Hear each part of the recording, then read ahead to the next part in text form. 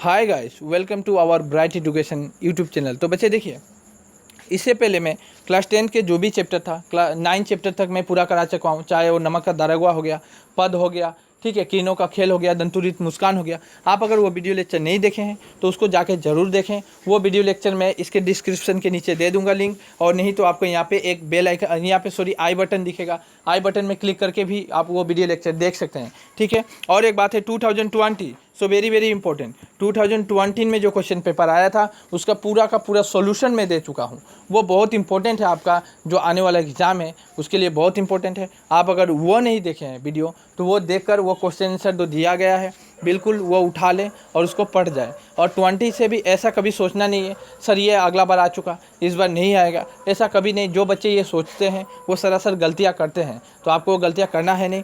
20 का क्वेश्चन बहुत इंपॉर्टेंट है। वैसे भी इस साल जो पेंडेमिक पड़ा है, जो महामारी फैली हुई है, तो एग्जामिनर क्या करेगा, उनका एक ही सोच रहेगा जितना इजी क्वेश्चन काट सकता हूँ।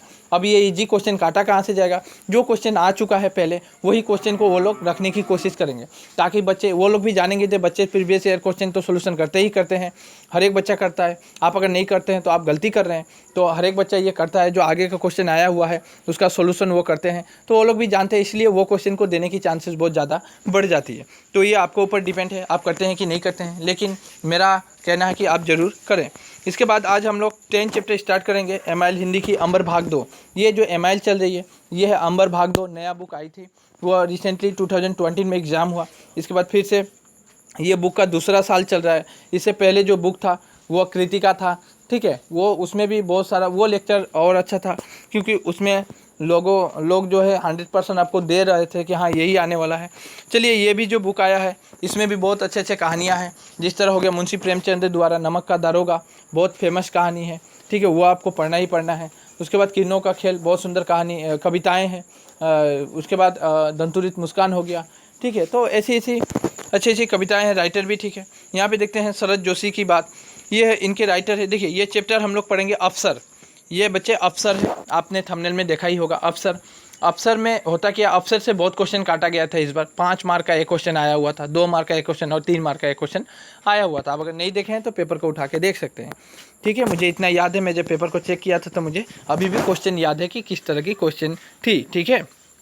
तो आप अगर देख सकते हैं यहाँ पे देखिए, शरद जोशी का जन्म, ये शरद जोशी इनके राइटर हैं, बहुत अच्छे राइटर हैं ये, ठीक है। यहाँ पे देखते हैं, शरद जोशी का जन्म 21 मई 1931 को उज्जैन यानी मध्य प्रदेश में हुआ।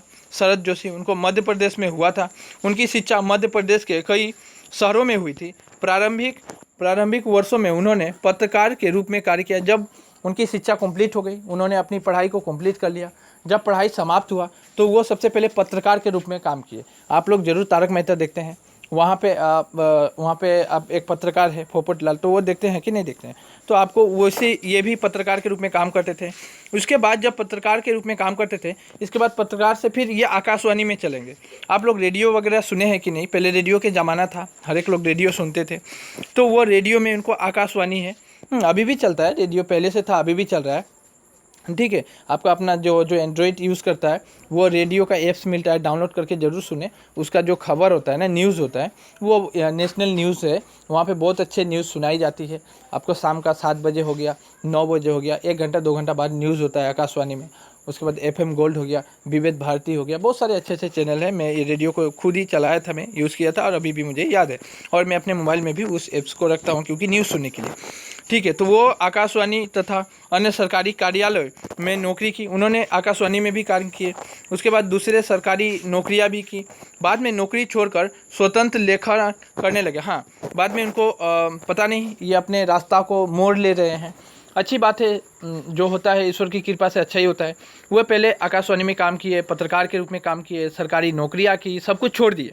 छोड़ने के बाद वो लेखन का कार्य शुरू कर दिए, मतलब लिखना प्रारंभ कर दिए, ठीक है। उनकी रास्ताएँ यहाँ बदल गई, लेखन का काम करने लगे। स्वतंत्र लेखन मतलब खुद लिखने लगे। स्वतंत्र लेखन में उन्होंने साहित्य की व्यंग विधा को अपना विशेष क्षेत्र बनाया और उसमें सफलता भी प्राप्त की। हाँ, एक बात है, जो वे जब स्वेच्छा मतलब अपने आप स्वतंत्र लेखन खुद लिखने लगे थे, जो भी साहित्य लेखन शुरू कर दिए, तो उन्होंने क्या किए, सफलता भी प्राप्त की। ऐसी बातें नहीं है आज लिख रहे हैं कल छोड़ दिए। हम लोग कुछ कार्य करते हैं, आज करते हैं कल छोड़ देते हैं, तो वो कार्य सफलता प्राप्त नहीं होती है। कार्य पे लगे रहना, जब तक आपकी मुकाम मतलब आपकी मंजिल ना मिल जाए तब तक आपको उस कार्य में लगे रहना चाहिए। तो उन्होंने भी अपनी सफलता प्राप्त की। इनकी मृत्यु कब हुई थी? इनका निधन 5 सितंबर 1991 मतलब 1991 को हुआ था। ठीक है, आगे चलते हैं। धर्म, अध्यात्मक, राजनीति, सामाजिक जीवन, व्यक्तिगत आचरण कुछ भी उनकी पैनी दृष्टि से बच नहीं पाया। हाँ, वो एक तो बात है, उन्होंने सभी को गौर किया, धर्म के ऊपर भी गौर किए, राजनीतिक, सामाजिक दृष्टि, सामाजिक जो जीवन यापन होता है, व्यक्तिगत आचरण, सभी के ऊपर गौर किए उन्होंने। मतलब अपनी दृष्टि को कहीं से भी हटने नहीं दिया, सब पे अपनी दृष्टि बनाए रखें उन्होंने। सभी दृष्टि मतलब होता है अपनी जो आंखें होती है, हम सब नज़रों को मतलब देखेंगे, लेकिन देख के उसको माइंड में थोड़ा सोचेंगे कि जो हो रहा है समाज में वो क्या सही है कि गलत है। उन्होंने सभी क्षेत्र में पाए जाने वाली विसंगतियों का ऐसा मार्मिक चित्रण किया है कि पाठक चकित होकर सोचने के लिए विवश हो जाता है। देखिए, उन्होंने किए क्या है, जो समाज में विसंगतियाँ, जो समाज में कुरीतियाँ फैल रही है, जो समाज में मतलब नहीं फैलना चाहिए, जो समाज में नहीं होना चाहिए, ऐसा अगर हो रहा है तो उनको वो पकड़ने की कोशिश की है, जो भाई ऐसा क्यों हो रहा है और क्यों हो रहा है, इसका सोल्यूशन क्या है। सब कुछ लिखे हैं और लिखने के बाद वही बोल रहे हैं जो अगर यहाँ पे राइटर बोल रहे हैं जो अगर हम उनकी जो भी कहानियाँ हैं, जो भी लेखन है, अगर हम उसको पढ़ें तो हम सोचने के लिए विवश हो जाएंगे कि हाँ, जो राइटर बोल रहे हैं ये सही बोल रहे हैं। शरद जोशी की भाषा अत्यंत सरल एवं सहज है। वो जो लैंग्वेज यूज़ किए हैं, वो जो भाषाएं को यहाँ पे इस्तेमाल किए हैं, बहुत ही सरल भाषा है, कोई भी व्यक्ति पढ़कर समझ सकता है। स्थान स्थान पर मुहावरे एवं हास्य परिहास का हल्का आभास देकर उन्होंने रचना को अत्यधिक रोचक बनाया है। बहुत अच्छी बात है। देखिए, कोई भी लेखक लिखता है ना, उनको ग्रामर की पूरी नॉलेज होती है। जो व्यक्ति के पास ग्रामर का पकड़ है, ग्रामर का नॉलेज है, वो कोई भी लेखन को बहुत सुंदर ढंग से सजा सकता है। देखिए, वो स्थान स्थान पे मतलब जगह जगह पे मुहावरे का प्रयोग किए हैं। आप लोग जानते होंगे, मुहावरा पढ़े होंगे, ठीक है। वो मुहावरे का यहाँ पे यूज़ किया। मान के चलिए एक मुहावरा अगर मैं एग्जाम्पल देता हूँ, मान के चलिए एक एग्जाम्पल देता हूँ, जिस तरह अपना उल्लू सीधा करना मतलब काम निकालना। अब अगर कहीं पे ऐसा सेंटेंस आ रहा है जहाँ कोई व्यक्ति अपना काम निकाल रहा है, तो वहाँ पे वो लिखेंगे कि वो व्यक्ति अपना उल्लू सीधा कर लिया, ठीक है, इस तरह है। तो मुहावरे का प्रयोग किया है। उसके बाद हास परिहास का हल्का आभास भी मिलता है। हाँ, जिस तरह रस होता है, रस भी ग्रामर का ही भाग है, हास्य रस, वो रस का भी कुछ प्रयोग किए हैं। उन्होंने रचना को अत्यधिक रोचक बनाया है। उनकी प्रसिद्ध काव्य पुस्तक, वो क्या क्या लिखे हैं देखते हैं। राह किनारे बैठ, बहुत सुंदर ये एक है, राह किनारे बैठ। उसके बाद किसी बहाने परिक्रमा। उसके बाद है तिलस्म, दो व्यंग नाटक, पिछले दिनों में, जीप पर सवार इल्लिया आदि। इनके ये सब उनके क्या है, प्रसिद्ध पुस्तकें हैं, ठीक है। अब जो हम अफसर के बारे में जो कुछ यहाँ पे सारांश, ये सारांश के तौर पर दिया गया है। अभी जो चैप्टर को हम डिस्कस करेंगे, उनके द्वारा लिखा गया अफसर, उनके द्वारा लिखा गया क्या हम डिस्कस करेंगे, अफसर, ये चैप्टर का नाम है, ठीक है। तो ये अफसर जो है, इसके अंदर हमको क्या क्या सीखने को मिलेगा, उसका थूल-मूल सारांश दिया हुआ है। ये आपका जानना जरूरी है, इसलिए सारांश को मैं लिया हूँ और पढ़ाना चाहता हूँ आपको। आप ध्यान से, यहाँ पे पूरा ध्यान होना चाहिए, ठीक है। अभी क्योंकि ऊपर जो क्वेश्चन, हाँ, आप अगर बोलिएगा सर क्वेश्चन आंसर यहाँ पे तो एक शरद जोशी का जन्म कब हुआ था और कहाँ हुआ था, ये क्वेश्चन बनेगा। उसके बाद उनकी प्रसिद्ध काव्य पुस्तक क्या क्या है, क्वेश्चन आ जाएगा कि 2 काव्य पुस्तक के नाम लिखिए। उनकी मृत्यु कब हुई थी, बस यही क्वेश्चन यहाँ पे बना और वो क्वेश्चन आप लिख लीजिएगा, ठीक है। और एक बात है, आप बुक से क्वेश्चन आंसर निकाल के पढ़ेंगे तो आपका ज़्यादा मार्क आएगा, ठीक है। आप बुक से क्वेश्चन आंसर निकाल के पढ़ेंगे, ज़्यादा मार्क आएगा। आप अगर नोट्स वगैरह का इस्तेमाल करेंगे, मार्क तो देता है एग्जामिनर, पर आप जितना मार्क आप पाना चाहिए आपको उतना मार्क मिलता है नहीं, ठीक है। क्योंकि ये एक डुप्लीकेट के तौर पे हो गया, कॉपीराइट हो गया। आप वो उठाएं और डालें, अपना दिमाग, अपने मस्तिष्क का इस्तेमाल नहीं किए।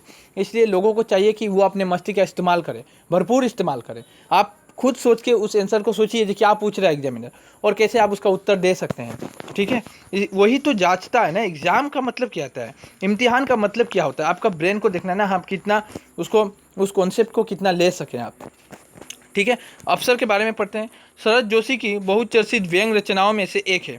देखिए, हाँ, ये शरद जोशी जो लिखे हैं अफसर, इनकी जो रचनाएं हैं इनके अंदर एक बहुत ही इम्पोर्टेंट माना जाता है, ठीक है, महत्वपूर्ण माना जाता है। क्यों?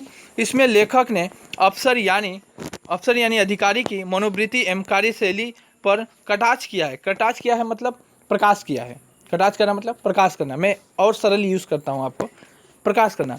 यहाँ पे लेखक क्या किया है, जो एक अफसर होता है ना, ऑफिसर लोग देखते हैं, अफसर मतलब ऑफिसर लोग जो अपना ऑफिस में बैठ के काम करता है, उनकी मनोवृत्ति, उनकी मानसिक दशा कैसी होती है, कार्यशैली, वो किस तरह का कार्य करता है, एक्टिविटी क्या होता है उसके अंदर, किस तरह का कार्य करता है, उसके बारे में प्रकाश डाला गया है ये चैप्टर में। साधारणतः अफसर बनने पर व्यक्ति सामान्य व्यवहार नहीं करता। एक तो बात है, कोई इंसान, कोई भी व्यक्ति हो गया, जब कोई छोटा पद पे रहेगा तो उसका कुछ व्यवहार अलग ही रहेगा। जब उसको ऑफिसर बना दिया जाएगा उसका व्यवहार में परिवर्तन आएगा ही आएगा। तो वो क्या परिवर्तन आता है उसके ऊपर ये प्रकाश डाले हैं। व्यवहार नहीं करता, ठीक है।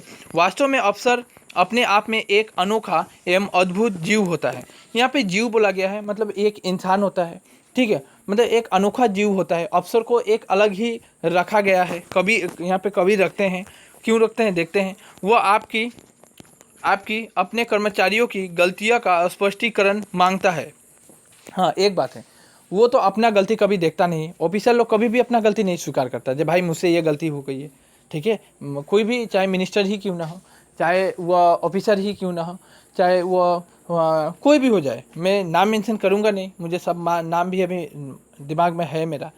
जो कोई भी ऑफिसर हो उसका नाम मेंशन नहीं करूँगा। हाँ, ये बोल सकता, मैं खुद अपनी आंखों से देख कर आया हूँ, फेस कर आया हूँ, इसलिए बोल रहा हूँ कि हाँ, ऐसी गलतियाँ वो लोग करते हैं। वो लोग अपनी गलती को कभी पकड़ते हैं नहीं, वो बस अपने कर्मचारियों की गलती को देखते हैं। वो बस अपने अपने आस पास जिस पर्यावरण में रहते हैं उसके आस पड़ोस में क्या गलतियाँ हो रही है उन्हीं को देखेंगे, अपनी गलतियों को देखेंगे नहीं, और ना ही वो गलतियों को सुधारने की कोशिश करेंगे। ये भी उनकी ही गलतियाँ है। अगर वो आज सुधारेंगे तो सब सुधरेगा, वो नहीं सुधारेंगे तो कोई नहीं सुधरेगा। यही तो बात है ना। स्पष्टीकरण मांगते हैं, लेकिन हाँ, वो आपकी गलतियाँ का स्पष्टीकरण मांगते हैं। तुम ये गलतियाँ किया क्यों, तुम ऐसा क्यों किया, तुम वैसा क्यों किया, ये जरूर बोलेंगे, लेकिन अपने आप पे दोष कभी नहीं देंगे कि हाँ मैंने भी ये गलती की। लेकिन जब वे सही कार्य करते हैं तो वह उनकी सराहना न करके कार्य की सफलता का पूरा श्रेय स्वयं ले लेते हैं। हाँ, एक तो बात है कि अगर कोई कर्मचारी, कोई ऑफिस में कोई कर्मचारी, वो चाहे चाय आनने वाला ही क्यों ना हो, अगर वो थोड़ा गलती करता है तो वो गलती क्यों किया, नहीं किया, कैसे किया, सबका मुझे बायोडाटा चाहिए। ऑफिसर जरूर मांगेगा, लेकिन हाँ, वो अगर सही कार्य कर दिया तो सही कार्य करने के बाद उसका जो, भाई सही कार्य कर रहा है ना, तो उसका जो श्रेय आना चाहिए। मतलब हम लोग बोलते हैं ना, नहीं भाई तुम बहुत अच्छा काम किया, उसकी जो वाहवाही हो रही है वो खुद ले लेते हैं, बोलते हैं नहीं नहीं, इसे तो मैं ही सिखाया ना, ये तो मेरे लिए काम किया ना, है कि नहीं, तो नहीं, मैं इसको पैसा दिया था इसीलिए ये इतना महान बन गया। तो अब उसका श्रेय खुद ले रहे हैं। समझ में आ रहा है? मतलब उसका फ़ायदा वो खुद ले रहे हैं।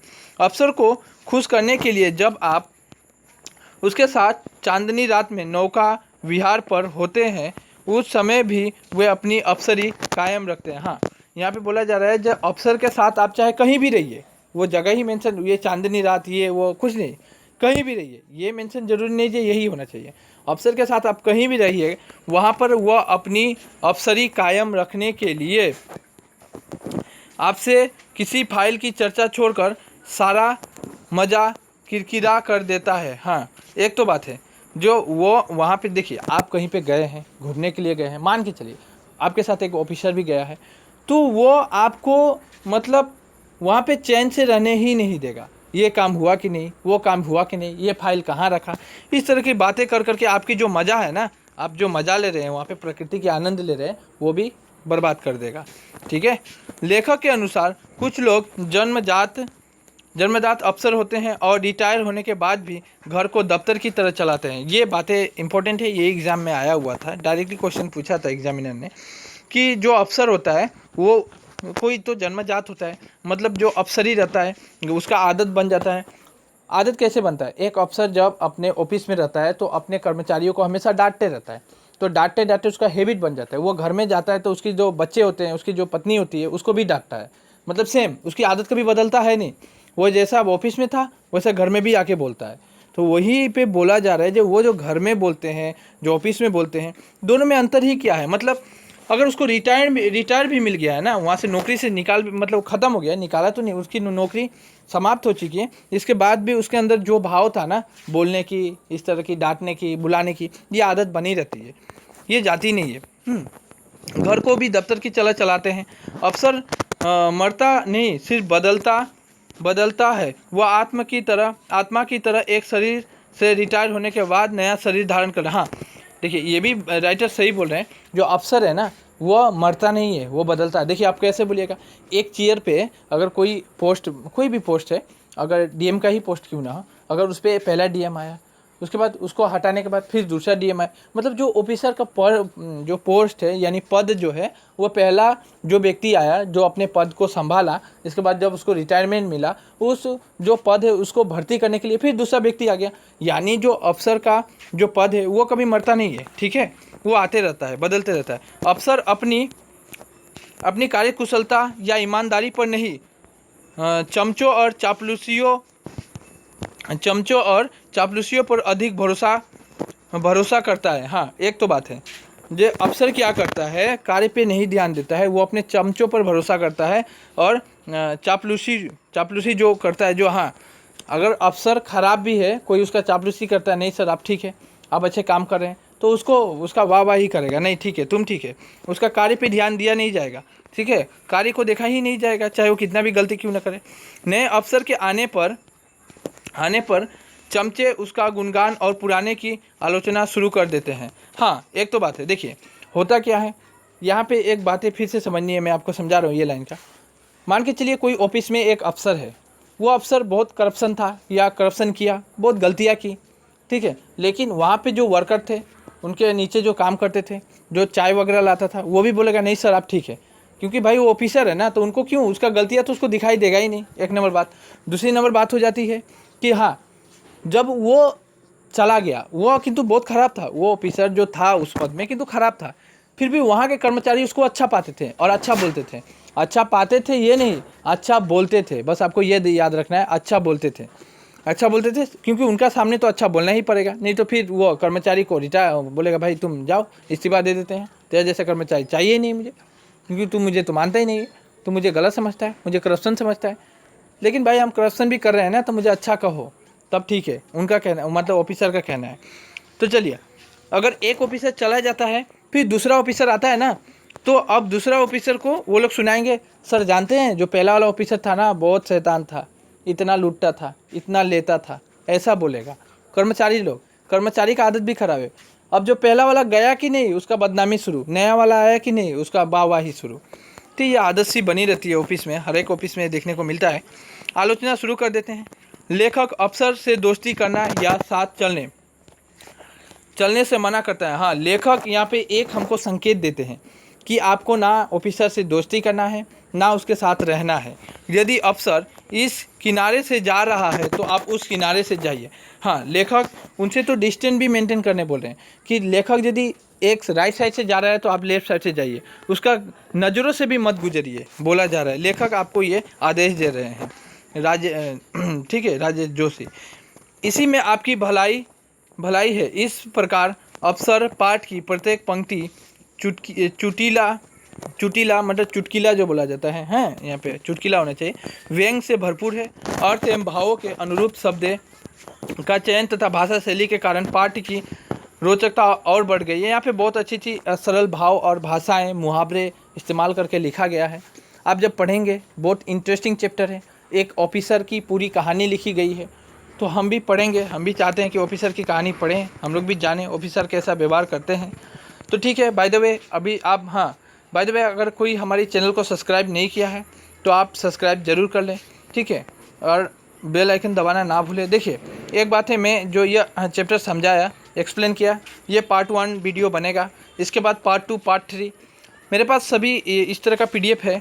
देखिए एक तो बात है, इतना एक दिन में आपको चैप्टर कवर करना इतना मुश्किल है, क्योंकि वीडियो बहुत लेंथी हो जाती है। बच्चे क्या करते हैं, 1 मिनट 2 मिनट देखते हैं, उनको बोरिंग सा फील हो जाता है। अगर आपको 95 मार्क चाहिए, 95 मार्क चाहिए, आप वीडियो लेक्चर को पूरा समझिए। यहाँ पे बहुत सारी इंपॉर्टेंट बातें बोली जाती हैं जो आपके दिमाग में, आपके मस्तिष्क में वो डायरेक्टली बैठ जाता है, ठीक है। ये मूवी की तरह चलता है, बस फिल्म की तरह आप इसको मज़ा लीजिएगा, बैठ के देखिएगा, सुनिएगा और महसूस कीजिएगा कि हाँ ऐसा होता है, ठीक है। वैसे भी ये 20 मिनट की वीडियो बन चुकी है। मैं आशा करता हूँ हर एक बच्चा इस वीडियो को पूरा देखेगा, ठीक है। और एक बात है कि वीडियो लेक्चर 1 तो हो गया, पार्ट 1, इसके बाद पार्ट 2, पार्ट 3 सभी बनेंगे। और एक बात है, बहुत सारे स्टूडेंट का डिमांड था सर क्वेश्चन आंसर बनाइए। देखिए क्वेश्चन आंसर फिलहाल बन रहा है, लिखने में भी टाइम लग रहा है, क्योंकि जो मैं लिख रहा हूँ वो आपका तो नोट कॉपीराइट होगा नहीं, आपको बुक्स के अंदर से क्वेश्चन लिखा जाएगा, अपने द्वारा भाव दिया जाएगा उसके अंदर, तभी मार्क मिलेगा आपका एग्ज़ाम में, ठीक है। तो वो क्वेश्चन भी रेडी हो रहा है, क्वेश्चन रेडी होते होते कुछ समय लगेगा, तब तक आप एक काम कर सकते हैं, हाँ नोट से पढ़ सकते हैं। मैं ऐसी बातें नहीं बोल रहा हूँ जो नहीं पढ़ सकते हैं, लेकिन जितना हो सकता है आप खुद से अगर क्वेश्चन आंसर निकालें। अगर आप कहीं पे पढ़ते हैं ट्यूशन वगैरह, कोई टीचर है आपको नोट्स निकाल के देता है तो बहुत अच्छी बात है, उसमें तो सोने पे सुहागा है कि नहीं। अगर टीचर नहीं दे रहा है तो आपको खुद करना ही है, क्योंकि वैसे भी टाइम बहुत कम है। और ऐसा सोचना नहीं है कि मैट्रिक होगा नहीं, पेंडेमिक है, सब कुछ होगा। हो सकता है एग्जामिनर आपको 1 महीना और टाइम दे दे एक्स्ट्रा, लेकिन ज़्यादा से ज़्यादा 1 महीना ही दिया जाएगा, इससे ज़्यादा आपको समय मिलेगा नहीं, ठीक है। Bye bye, take care. चलिए हाँ एक बात है, लाइक बहुत कम करते हैं, लाइक में नहीं दिखता हूँ। अगर लाइक नहीं करते हैं यही बुरा लगता है, इसलिए मैं वीडियो बनाने की इच्छा नहीं होती है। बहुत मेहनत करना पड़ता है, इसको PDF बनाना पड़ता है, मोबाइल में लेना पड़ता है, वीडियो बनाना पड़ता है, फिर आपको प्रोवाइड करना पड़ता है, तो बहुत सारी मेहनत करनी पड़ती है, समझाना पड़ता है। तो आप एक काम कीजिएगा, एक लाइक ज़रूर कीजिएगा मेरे लिए।